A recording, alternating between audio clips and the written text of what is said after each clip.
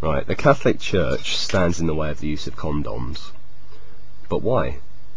Because God apparently says, go forth and be fruitful. Now, in every generation, basically, except the last few, we can see how this philosophy would be of benefit to us. If you did not believe it was good to have sex, or more importantly, to have sex that was going to cause you to breed, that is, not anal or, protected sex, then your genes are less likely to propagate. Think about that, and forget mankind for a second. Your purpose as an individual is to propagate your genes, and that's the real meaning of life, and thus contraception gets in the way of that. But here's the problem though. We're currently in a position where uncontrolled breeding could really fuck us up in a big way, and I don't need to explore the arguments of finite resources and space and so on in this chat. I mean, you know, we'll take that as given that uncontrolled breeding is not a great thing in the present day where so many people survive. So the question is, why are church leaders not being helpful when it comes to educating the flock in the use of condoms and also providing condoms for them? And the reason that the church gives is because you can cure population explosion and the AIDS epidemic by just not having sex, just abstaining. They say it's immoral to have sex for any reason other than to breed. So, why would the church provide condoms and education on condom use when by doing so, as far as the church sees it, it's going to damn the souls of these people to hell because it's going to be encouraging their hedonism? You see, and that's the argument that church leaders and thinkers always give for why they don't, pursue proper sexual education and safe sex awareness and everything in the third world, is because, then, sex shouldn't be for fun, why should we encourage people's hedonism? But here's the problem. Sex feels good. Every fibre of our being tells us to have sex. We all know this. Many religious followers angst over their, quote, sinful urges. But one has to ask why these urges exist in the first place. These urges exist so that we go out, have sex, and propagate our genes. I hope you see the problem here. Our entire existence requires us to spread our genetic material. Every urge in our body tells us to do that, and that's why we're so drawn to sex.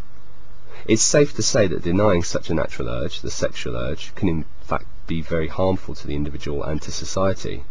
We should all be having sex. That's what our bodies are telling us to do. Would we deny our bodies forever if we needed a poo?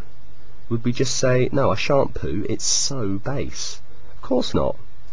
Or, this happens, and I'm putting up a link now to a very amusing video as to what happens when you do deny that particular natural urge. So, why should we deny our urges to have sex? The answer is we shouldn't, and to be blunt, we can't actually indefinitely deny our urges for sex.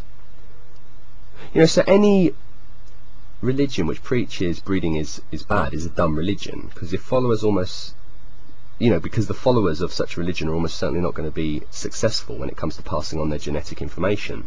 In times gone by, this meant the difference between our race existing or not, on one level, and of course on the other level, as individuals, the whole selfish gene idea, it meant that we wouldn't survive our own death through our offspring, But it's not a psychological thing. Genetically, we are vehicles for spreading our, genetic information. That's why we're so drawn to sex. So, in such past times, the idea of contraception and not having sex being a sin is obvious. It's understandable where it came from, because if you didn't have sex, if you didn't do it for the purposes of procreation in the past, you were fucked. But the problem that we have today with population growth and AIDS and everything is that the church must provide condoms, and it must provide sex education.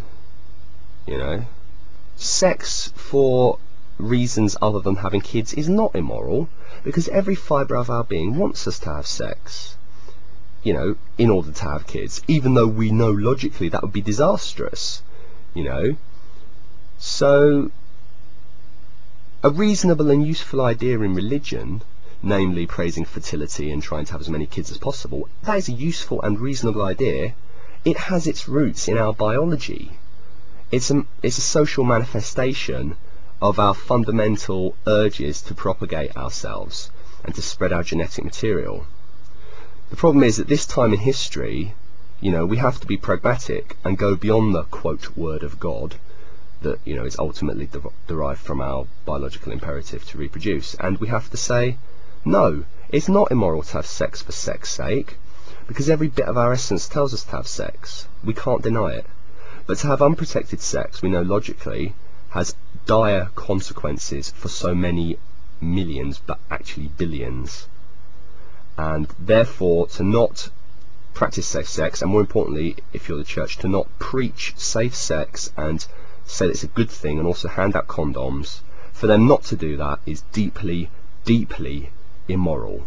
And it's the church leading its flock over the cliff, and it's unacceptable.